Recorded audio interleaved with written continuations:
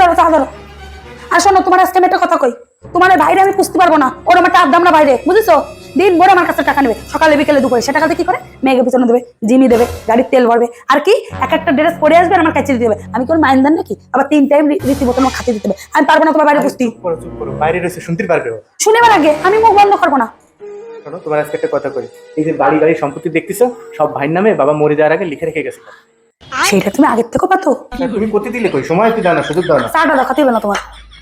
এই যে ভাই আছে, ঠিক আছে এই নাও ভাই চা খাও। দাও। সন্ধ্যাবেলা কি গরম গরম পকোড়া খাবা? হ্যাঁ তুমি 1000 টাকা চাইছিলে মনে আছে? হ্যাঁ তো 1000 টাকাটা যাওয়ার সময় নিয়ে যাও। হ্যাঁ তাই গেলাম।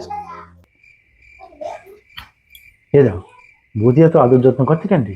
আরে আজকে একটা মিথ্যে কথা কইছি, তুই তো জানিস তোর বৌদি তোর উপর খিটখিট করে, চোখে দেখতে পারে না।